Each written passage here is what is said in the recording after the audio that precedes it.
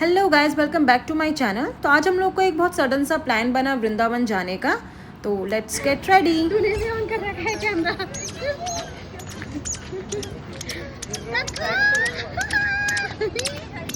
तो कहाँ चला गया था? अरे तुम लोग मैचिंग मैचिंग बन रखे हो। प्रणाम आप किसी दे। प्रणाम आप मैचिंग मैचिंग बन रखे हो क्या दोनों? हैं? अबे तू भी ब्लॉगर, ये भी ब्लॉगर की है, मारूंगी इसी से मारूंगी। दोनों ब्लॉगर। वाह, एक जी की ड्रेस बड़ी मस्त लगी। क्या बात है, जी धर्मेंद्र लग रहे हैं। मौसी कल हमें मॉर्निंग में बहुत प्यारा सा सरप्राइज़ मिला, जिसमें ये दोनों के दोनों चिल्लर हमारे गेट के सामने खड़े हो रखे थे और हमें कोई इन्फॉर्मेशन नहीं थी कि ये लोग आने वाले हैं। तो सडनली आए, इन्होंने सरप्राइज़ दिया और फिर आज हमने मिलके प्लान किया था कि हम घूमने के लिए निकल जाएंगे। हाँ, तो आप मौसी जी को बाय कर दें? नहीं, मौसी जी को भेज दें। मौसी जी गंदे हैं, है ना? गंदे है ना? अच्छे हो आप। अच्छे हो आप। कौन है फिर गंदा? कौन है? मम्मी। सिंपल। मम्मी बोलती ना, मम्मी गंदी है। कौन है गंदा? मम्मी। मम्मी। और कौन? कक्कू गंदी है? गंदा कौन है? गंदा कौन है? कक्कू। मम्मी नानी। चलो बाय करो यहाँ से। बाय। बाके बिहारी की आगे से पापा की साइड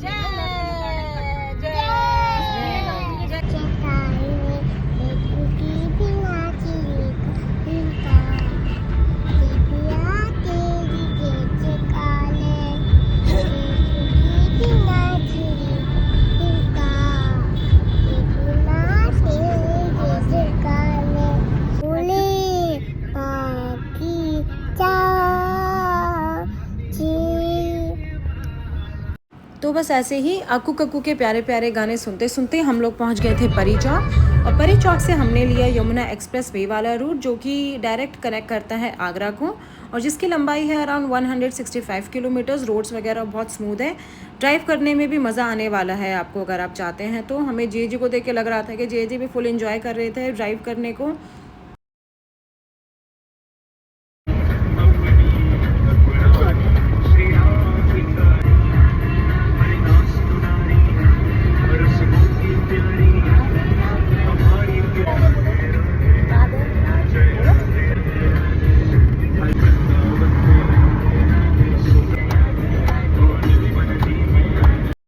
तो बस ऐसे ही पूरे रास्ते हमारे भजन चल रहे थे, गढ़वाली जागर चल रहे थे, गढ़वाली गाने चल रहे थे और अक्कू कक्कू के साथ में मस्ती चल रही थी। और यहाँ पे मम्मी पापा ने और अक्कू ने तो अपनी नींद भी पूरी कर ली थी। जैसे ही हम वृंदावन पहुँचने वाले थे, हमने एक छोटा सा ब्रेक लिया जिसमें हमने कॉफ़ी वगैरह पी और स्नैकिंग वगैरह करी थोड़ी बहुत।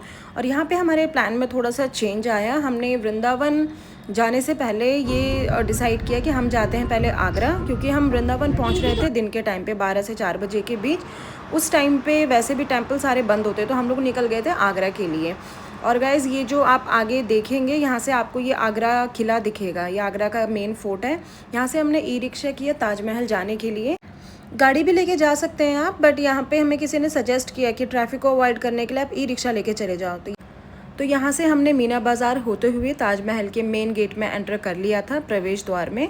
और ये आपको आगे चल के सुंदर सुंदर ताजमहल की पिक्चर्स दिखेंगी। और जब ये अंडरपास सा बना रखा है, तो जैसे हम इससे बाहर जाते हैं तो ये लाल रंग की आपको खूबसूरत कारीगरी दिखनी शुरू हो जाएगी। ये इस पत्थर को बोलते हैं लाल बलुआ पत्थर। लाल रंग को मुगल वास्तुकला में शाही गरिमा और शक्ति का प्रतीक माना जाता था और सफ़ेद रंग को शांति और पवित्रता का। इसलिए आपको यहाँ पे या तो लाल रंग की इमारतें दिखेंगी या तो सफ़ेद रंग की इमारतें दिखेंगी। और इस गार्डन वाले एरिया को बोला जाता था जिलाऊ खाना या फोरकोट, जहाँ पे इनके गेस्ट रुका करते थे। और ये है दरवाज़ा ए रोज़ा, जो कि पूरा लाल बलुआ पत्थर से बना था और इसमें काले संगमरमर के पत्थरों से कुरान की आयतें लिखी हुई थी। और यहाँ से हमें दिखी ताजमहल की पहली झलक, जो कि बहुत ही ज़्यादा सुंदर लग रहा था। इसे देखते ही समझ में आ गया था कि क्यों ये दुनिया के 7वें अजूबों में से एक है। मुझे गुस्से क्यों कर रहे थे? क्यों कर रहे?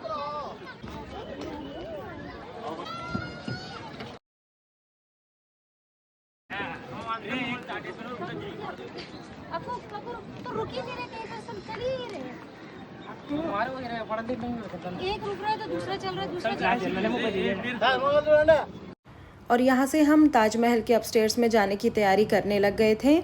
यहाँ पे आपको नॉर्मल शूज़ से जाना अलाउड नहीं है, आपको ये कपड़े के शूज़ दिए जाएंगे जो कि आपको नॉर्मल शूज़ के ऊपर से पहने हैं गंदगी को अवॉइड करने के लिए। और दूसरी चीज़, यहाँ पे जाने के लिए आपको 250 रुपीज़ आपके पर हेड और लगेगा चार्ज। वैसे नॉर्मल 50 रुपीज़ पर हेड है, पर अगर आपको मकबरे में जाना है ऊपर तो आपको 250 और देने पड़ेंगे। अब आप जब ताजमहल के ऑपोजिट में देखेंगे तो आपको एक भव्य इमारत दिखेगी जो कि है दरवाज़ा रोज़ा। आप वेस्ट में देखेंगे तो आपको मस्जिद दिखेगा जहाँ पे हर फ्राइडे नमाज अदा होती है। और ईस्ट में एक इमारत और दिखेगी जिसका नाम है जवाब यानी संतुलन। ये इमारत सिर्फ वास्तु संतुलन के हिसाब से बनाई गई थी और यहाँ पे पुराने टाइम पे लोग रेस्ट करने के लिए भी रुका करते थे। और यहाँ पे हमने थोड़ी बहुत फ़ोटोज़ वगैरह क्लिक करवाई अपनी।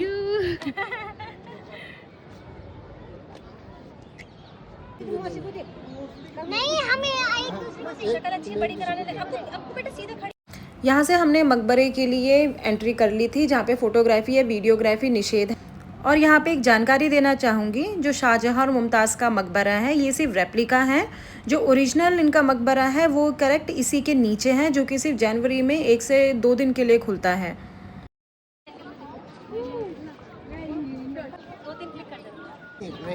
आपकी और इसकी टोपी रखो।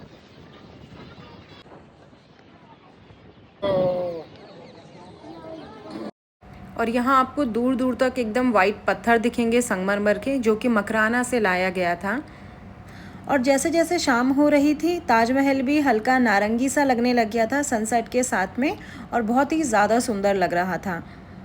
इसकी खूबसूरती को देख के यहाँ से जाने का मन तो नहीं कर रहा था, क्योंकि जो कहानी हमने सिर्फ सुनी है आज हम उन कहानियों को फील कर पा रहे थे। बट जाना था हमें क्योंकि वृंदावन निकलना था। तो यहाँ से हमने मीना बाज़ार होते हुए पार्किंग के एरिया में गए, वहाँ जी अपनी गाड़ी लेके आए और हमें 1 से 2 घंटे के बाद हम वृंदावन पहुँच गए। और यहाँ पे हमने अपने होटल में चेक इन किया और ऐसा सुकून मिला कि हम यहाँ पे आराम से रेस्ट कर सकते हैं। फिर हम लोगों ने अपने डिनर वगैरह करके, और अब आपको नेक्स्ट वीडियो में दिखाऊंगी वृंदावन का व्लॉग।